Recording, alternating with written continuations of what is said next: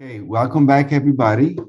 This is our last presentation for the morning for the Continuing Master Student Class 2021. And we have the real pleasure to end this exciting morning with Paul Pandit and his presentation, Our Neighbors Without Shelter. And we have also the pleasure to have its panelist, volunteer service coordinator for the Boston Public Health Commission, Mr. Dwayne Brown. Thank you so much for being with us, Dwayne. I was Paul advisor through this process for this presentation. And before we start, I would like to read a little bit about Paul. Paul Pandit is an exciting young bass player and composer in the global jazz scene. Pandit's sound and artistry draw on a diversity of musical influences from throughout his life. The blues and rock that first drew him to pick the bass, jazz, which ignited in a passion to learn more, and the fusion and world music that inspired him to discover and create new sounds to better connect with the world around him.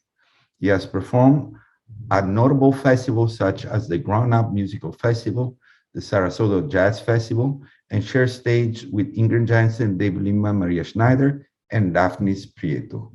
Paul, it's a pleasure to end this morning with you. So whenever you're ready, please go. Thank you, everybody, for coming to my master's culminating experience presentation.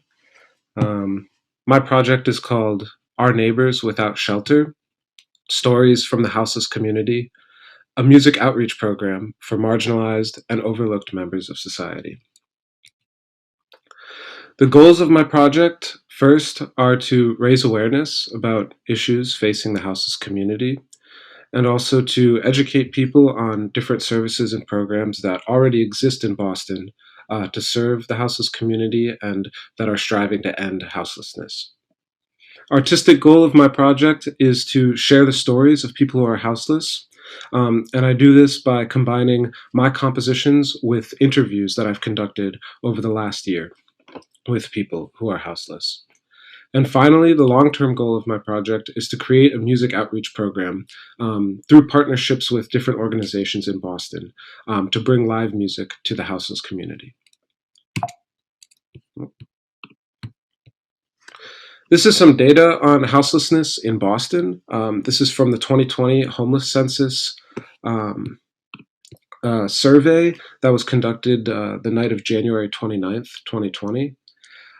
That night, Boston counted 135 people sleeping on the street, around 1,600 people sleeping in shelters, and 1,200 family units sleeping in emergency shelters. In total, it was a little over 6,000 individuals who were houseless on that night. Out of those 6,000, 10% of them are considered chronically houseless, meaning they're, in between the street and shelters for a year or more. And that leaves 90% who are transitionally houseless. These are people who, might only be houseless for a few nights, weeks, or months, and were previously living on the verge of houselessness. And some of the reasons why they, ended up without a place to sleep is first because housing in Boston and in the country in general is becoming more and more unaffordable. And the same thing goes for healthcare. An emergency medical bill can really put someone in a financial bind and cause them to lose their home. And also healthcare is inadequate in a lot of ways, doesn't provide people with services, especially for mental health, that they need to live healthy lives.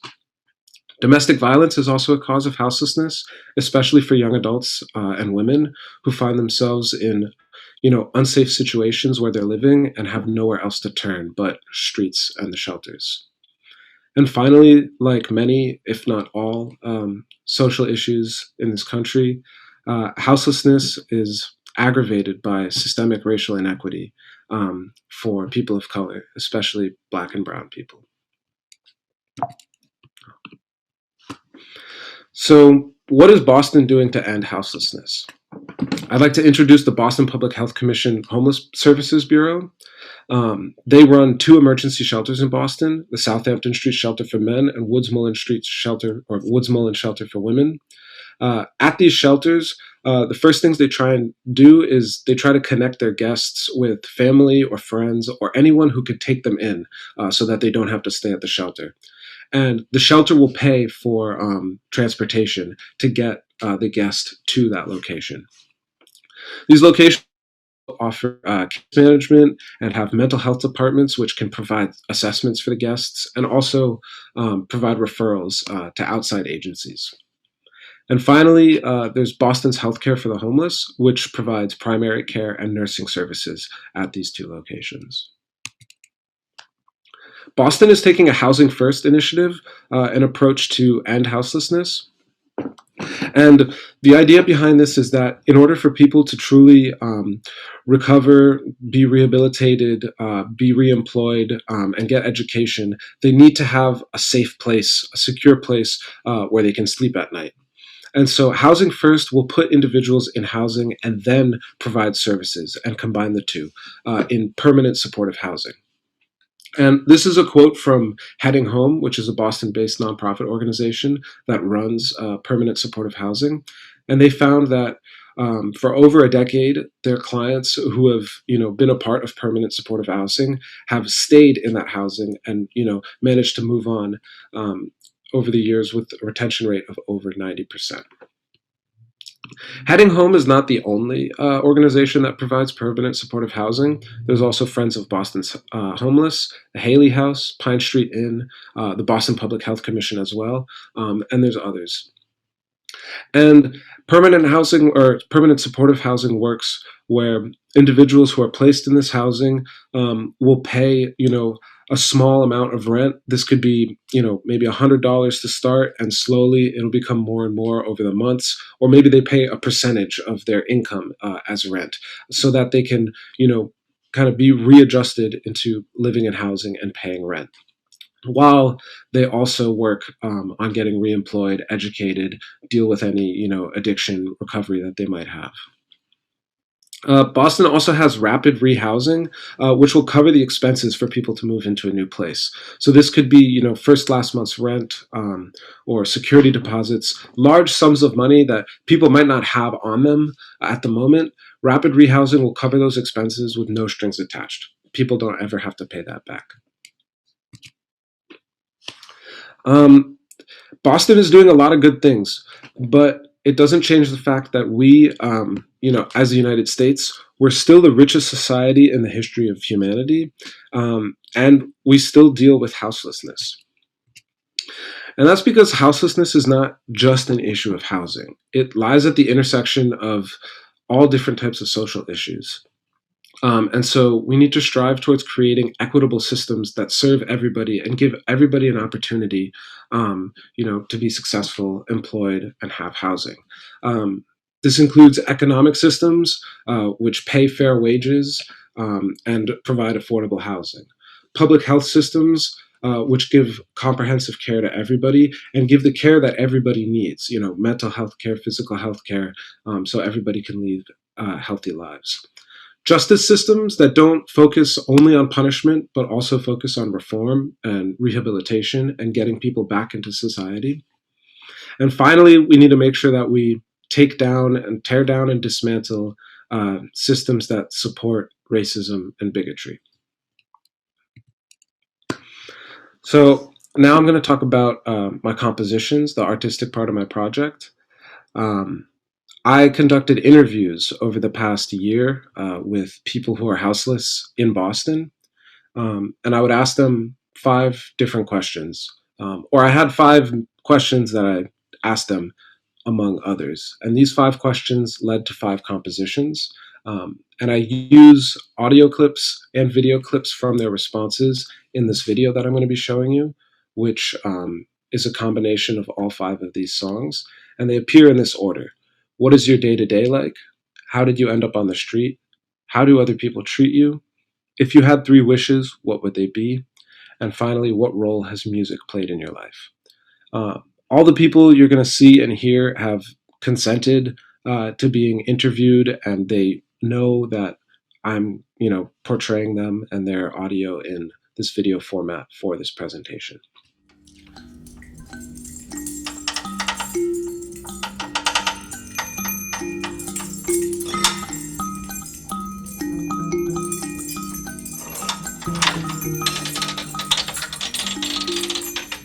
I sleep, wherever is a good spot to lay down when my body and my mind determines it's time to lay down.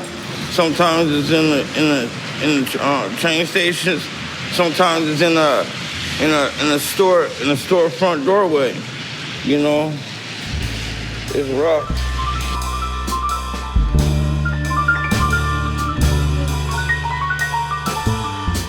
My average day is sitting here trying to get some money to get something to eat.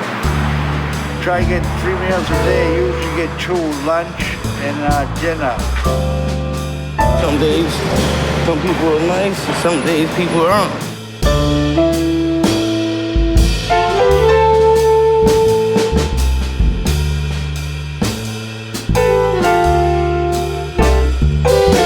So some days I eat good, some days I don't.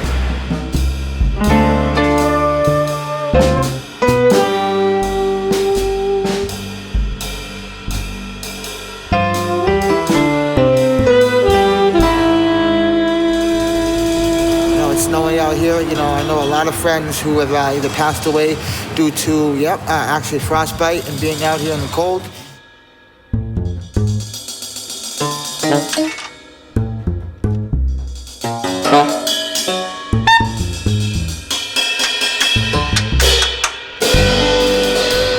When it snowed, I just dealt with it.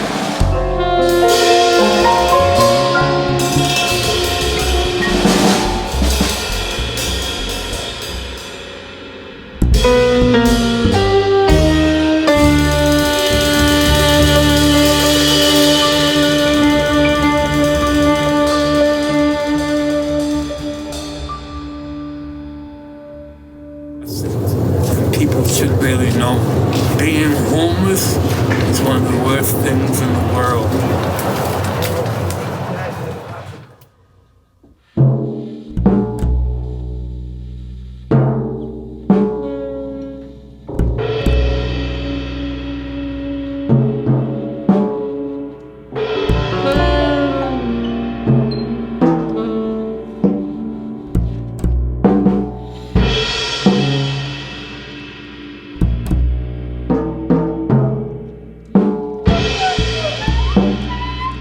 Shelters. I was in a natural disaster.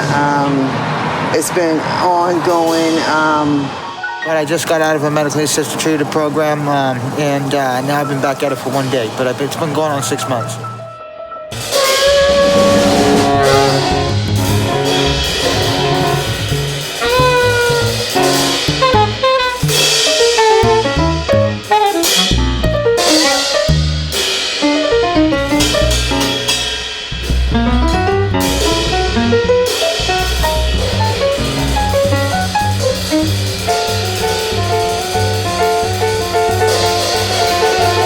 I was overprescribed medication at the hospital and got hooked to the medication at the hospital.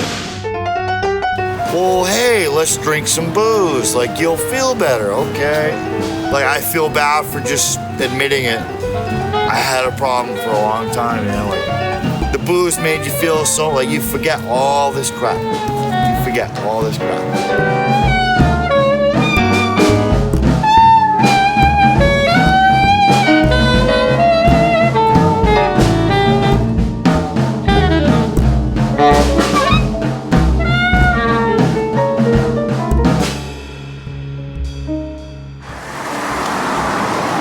Hasn't been right.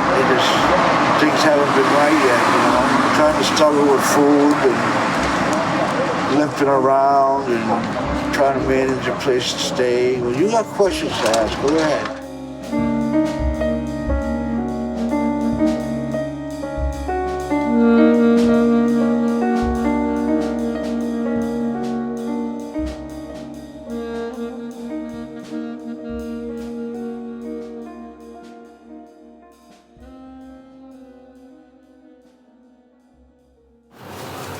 I wish I could sleep now, but somebody will come by and tell you to pack up your stuff. You can't. So I have to wait till a certain time in order to lay down. It's bad.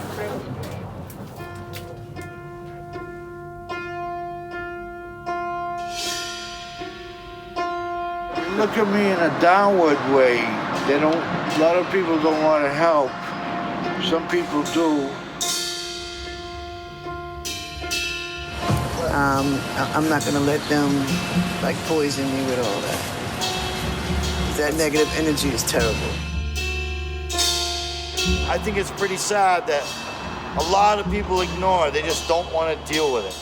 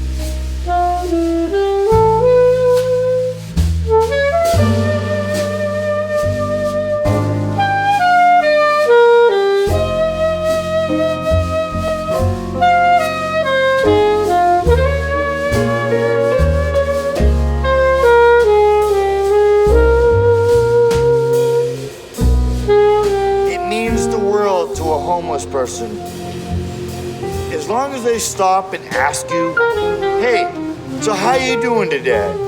I'll ask you how you're doing. And if you got a dog, yo, what's your dog's name? Like, can I pat it? That makes my whole day. Like, yeah.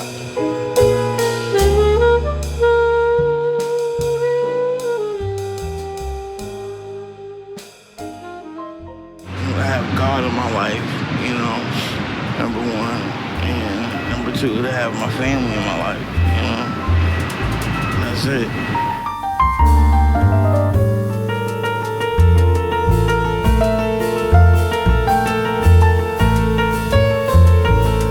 Being able to get rid of this leg that I can't walk on, have my mother back in my life. She died in my arms at St. Elizabeth's Hospital. And have my father walk again.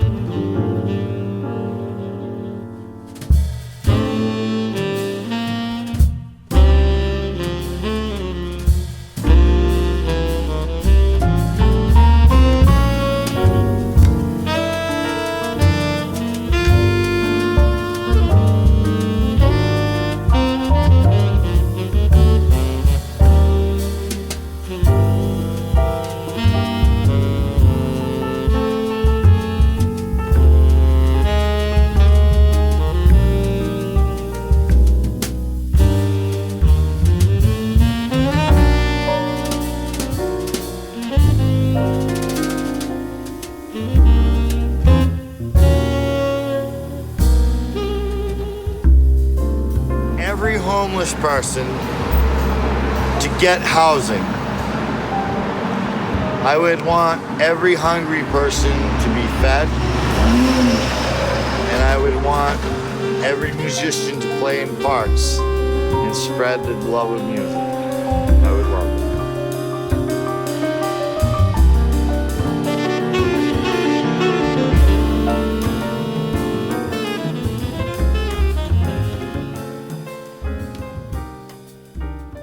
Music is wonderful. Music is very instrumental in helping people, you know, recover and just get quote unquote focused.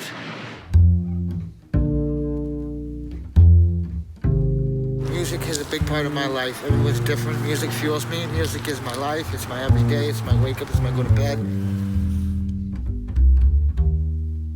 It helped me with stress. Helped me with my thoughts. It beats me out mentally, physically too. Your way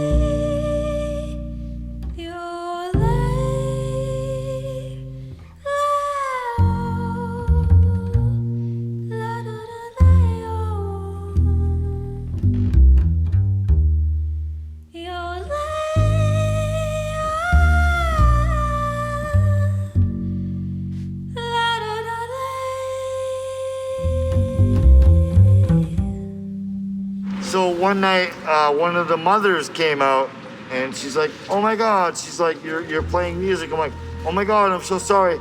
Like, I'll stop. She's like, "No, you're putting my kids to sleep.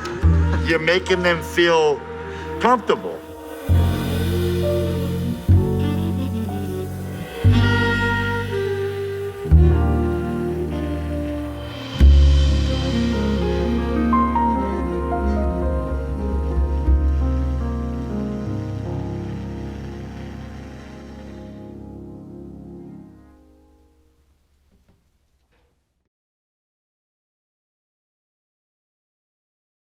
Service to others is the rent you pay for your room here on earth.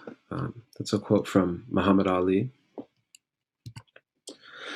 As artists, as musicians, we're very fortunate to interact with music on a daily basis, live music on a weekly basis, sometimes a daily basis if you're playing shows, going to shows every day.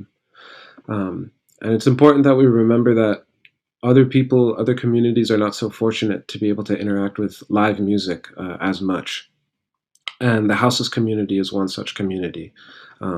People who are houseless will go months and even years without hearing live music.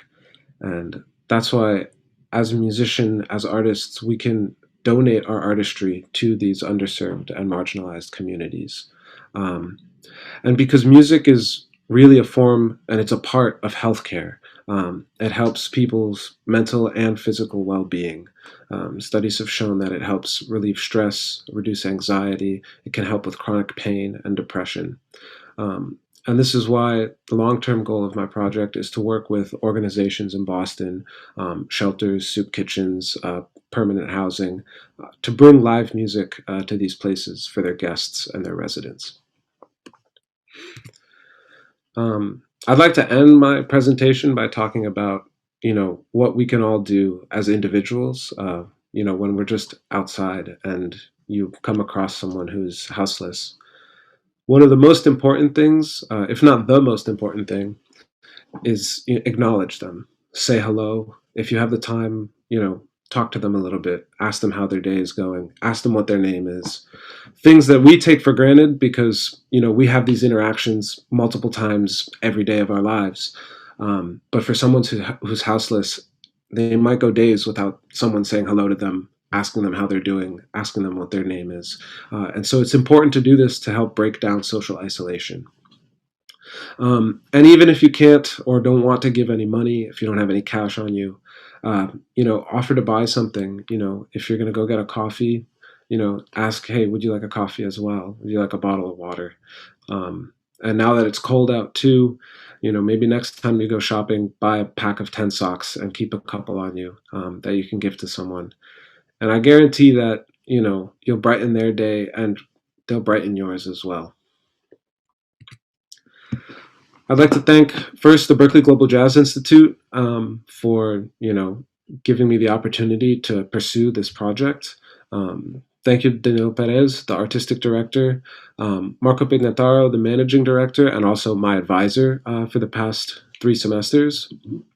Thank you to Dwayne Brown, my extra committee member for the project. He's the volunteer services coordinator for the Boston Public Health Commission's Homeless Services Bureau. Thank you to Linda O and Nando Michelin, my 2 private instructors this past semester. They worked with me a lot on the compositions that you all heard. And a special thanks to my friend Jake Davis, who inspired me to do all of this whole thing. Wouldn't have been possible without him. Thank you. Congratulations, Paul. Can you hear me? Can you guys hear me? Yeah, I can hear you. Congratulations, Paul. This is a very poignant presentation, and I would like to immediately start with the second part of the presentation and give the word to Mr. Brown. What's your comments or question to our student? Well, it was a great presentation, and I love the song choices and the names of the songs. I guess I want to ask, what were you thinking about with the song choice names? Well, some of them were based off of the questions that I asked. For example, 3 wishes, I asked, if you had 3 wishes, what would they be? The first song, I was really struck by the response that I got from a gentleman who, said, some days people are nice, so I eat good, and some days they aren't, so I don't. And, it really made me feel like some days it's just different every day.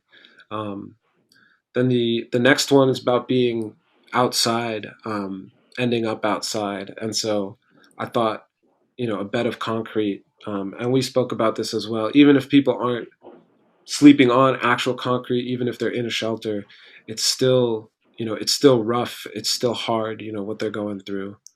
Um, the third song, A Stranger's Gaze, is about how people look at them or don't look at them, and how people perceive someone who is homeless and how they feel about that.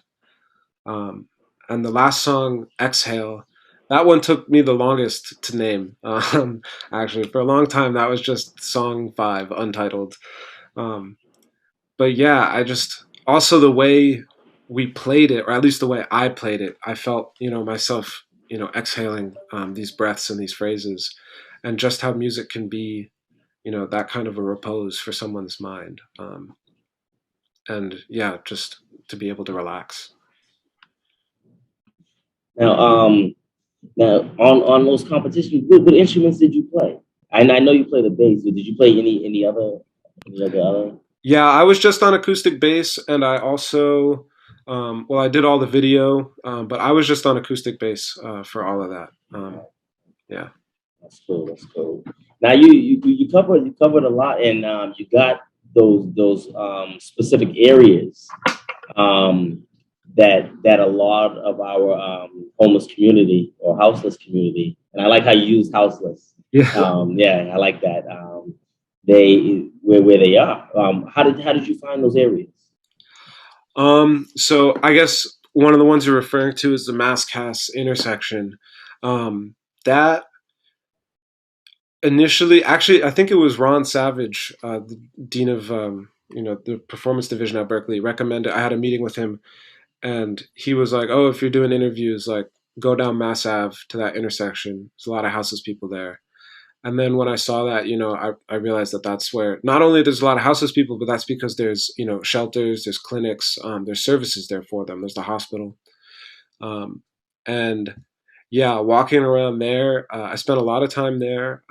Some of the other videos were taken around my neighborhood in Jamaica Plain, and also some shots I'm sure you guys recognized right outside of Berklee, and right in our neighborhood of Mass Ave and Boylston, and then also some video from my hometown as well, um, in Connecticut. But yeah, most of it, I would say 90% of it was in Boston, around Mass Ave. Yeah.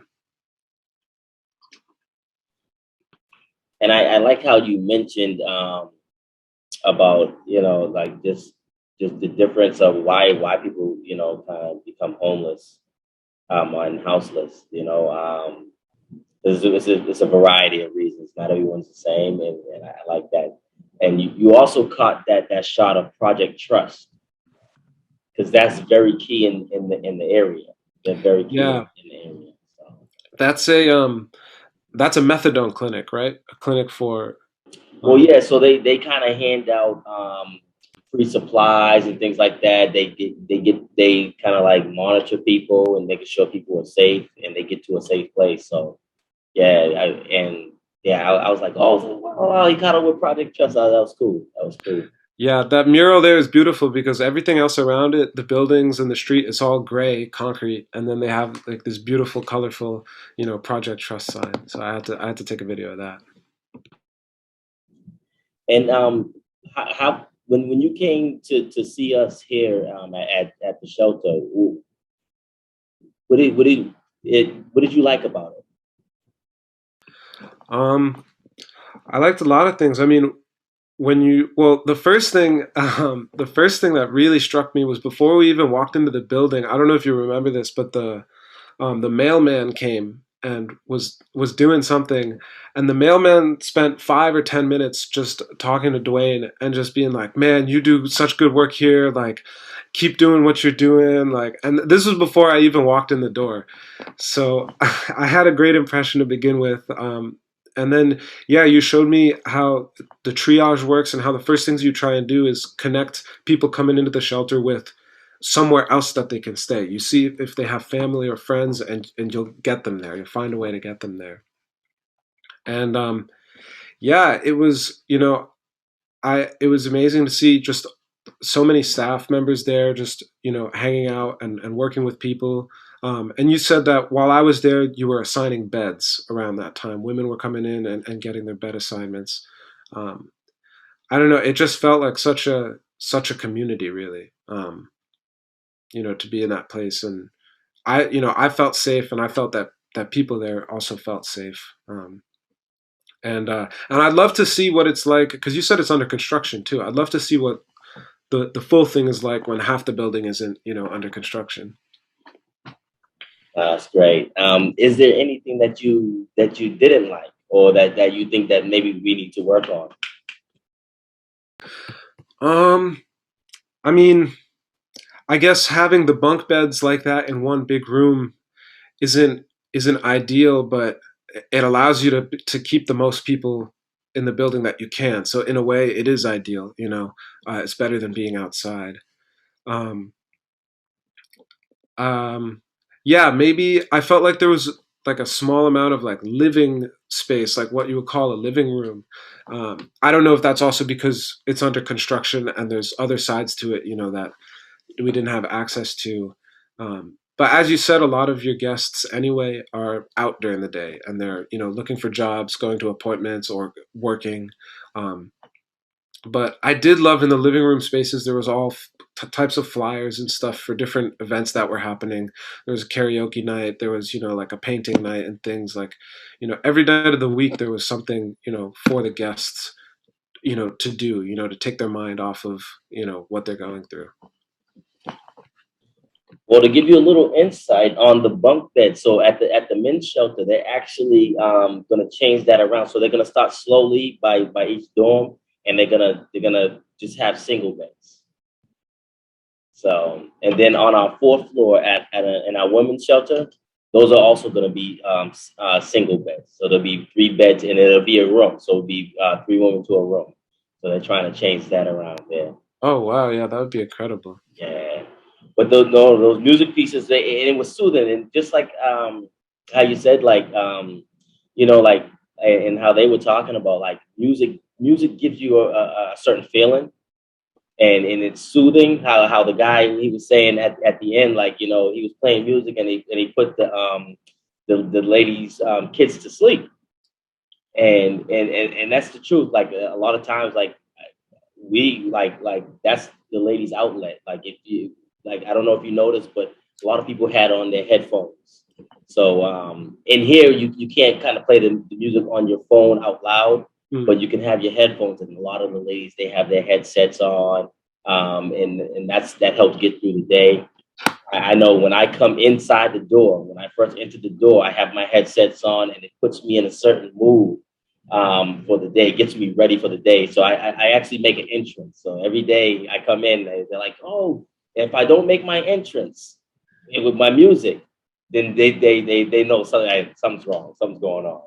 But no, music is a big piece of my life, and also here, like, we're having a holiday party next week. And so a lot of times I get a DJ and things like that for the guests. But we have some live sound come in here, and the ladies enjoy it, the men enjoy it, and it brings it, and it does, and it brings you back to a certain point in your life sometimes, like when you hear like a familiar song.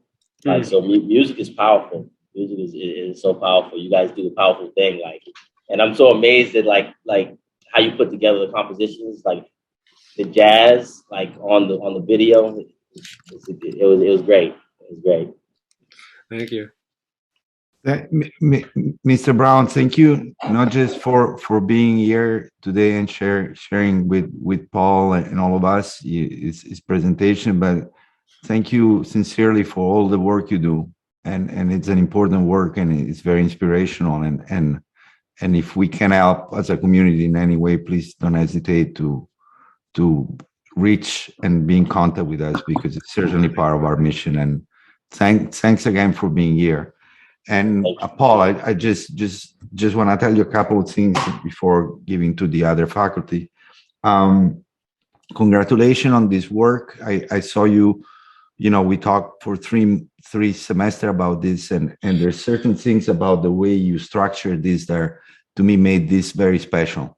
First of all, you really focus on a community, which is Boston, which really allow you to be fully immersed in a very specific environment where, thankfully we're in a city where there's a lot of effort to do things. And I like that you decided to start from that point of view. You didn't do what we usually would, tend to do to describe the problem. You went immediately and show what the city is trying to do.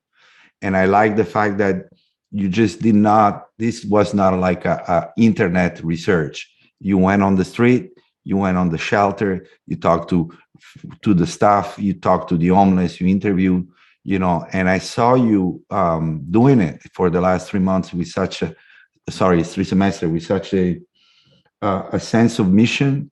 And that really was very inspiring to me. And I love the way you structure your presentation and the message you send with your presentation and with your music. I also want to praise your ability to combine, visual images and music. Everything you saw, he did all of the videos, all of the montage. Everything was done by not just the music, but also the video part, which to me also was very, very special. And finally, because you spent so much time researching on the street and on, talking to people, can you talk a little bit about what you discovered in order for any of us to volunteer to make our part with this, beside the things you mentioned in the presentation? Yeah.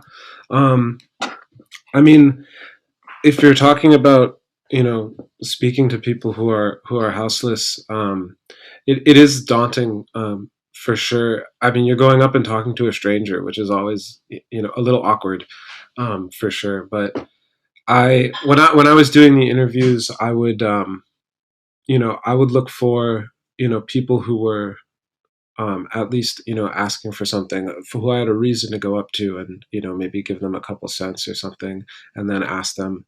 But yeah, I would say don't hesitate. I think it's a tendency. I know I have this to think like, oh, like maybe I could stop. Like, I think I have $1. And then you second guess yourself and you go like, oh no. And then you keep walking and, just don't, try and commit to that one day and say like, I'm going to, talk to this person for 5 minutes. And, all of the interviews I did were, so rewarding. Like in all of them were like 15-20 minutes long. We had, full conversations, so much more than just those 5 questions.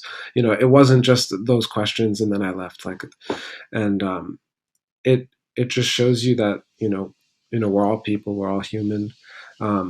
As far as, volunteering and what we can do, and Mr. Brown can speak more about this, but they're always in need of, people to volunteer at kitchens. You can, even without going to the shelters, we can run drives, as a global community, as a Berklee community, and just host, a sock drive when wintertime is coming. Host, gift baskets of, like toiletries, toothbrushes, things like that, to then donate to the shelters. And that's something that we can do as a community, to then give to the shelters. But yeah, also, I felt so much more inclined to do that stuff, the more I talk to people. And yeah, I really recommend, saying hello and having a conversation with someone who's houseless. My last question is, I think it's obvious, but maybe it would be good to hear from your point of view why you very intentionally use the word houseless instead of homeless, which is what we normally refer when we talk about this issue. Yeah. The idea behind that, first of all, I want to say I don't necessarily have anything against the word homeless. I just think that the word houseless is a more accurate description because these are people who are without a house. A house is a physical place that they don't have. A home can mean a lot of other things. It can be a community. It could be a family. It could be another building that's not, for us, maybe a home is a practice room or something, but no. But we, saying houseless, I think, just points to the fact that these people don't have house, and the solution to this, is getting them housing. Homeless, I think, is a little more abstract and less accurate. Thank you, Paula, and congratulations. I would like to ask any faculty that was involved with Paul, or just anybody would like to comment. Okay. Well, Paul, first of all, thank you very much. Thank you because even if I wasn't a direct teacher of you, you came to my room several times, accompany different bands of my students, and it's amazing to see the process of what you just shown to us. That I wasn't imagining that you were going to present such an amazing presentation. I want to say a couple things. One to Mr. Dwayne Brown, and to you. Thank you for introducing to us Brown too, because we live day by day. We don't know what is going to happen tomorrow. And so, by just saying this, if I lose my house, my home, tomorrow I know who to contact to, Mr. Dwayne Brown. I know. Thank you for that, Paul. And Paul, it's an amazing journey to be seeing you playing, growing, and again to this presentation. Like I said before, I wasn't imagining that you were gonna present such an amazing program right here.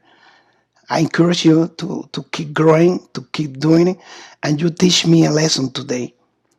And the lesson is that I always saw you when you came a little, maybe let's say a little low profile, like down, always like a company, but not so much as a leader like you are today. But my lesson is that, Mela, don't take it for granted, because behind that person that is so quiet, it could be, or it could have an amazing, powerful soul like you have. Your music, the videos, and the whole story is amazing. It's very powerful because I seen that every day, even in New York, even in Boston. The whole world is full of people without home and without house. And you just told me right now that home or house is not the same thing. A physical house is where you live, but a home could be a hug, a welcoming to these people that really need. And I just thank God for the beautiful music that you put behind that history, because it really taught me a lot. So congratulations in this presentation.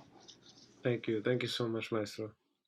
Thank you, Francisco. Thank you. Beautiful words. I'd love to just quickly jump in after that. Thank you so much, and just echo everyone. Thank you, Dwayne, so much for being here, and you know, we feel so grateful that you're able to be here with us and to be talking about this important work that needs to be done everywhere in the world. And I just wanted to ask you, Paul, I'm just curious about your future plans with this project. You know, and we discuss a lot here about music, how that connection to social activism, and what kind of tangible steps, like real actionable things you can do to make a difference besides just making beautiful music that is, you know, dedicated to certain themes, but how can this be in service to actually create change, you know, and to help people and communities. So I'm curious about your future plans with regards to that, and what kind of steps you would like to take in the future.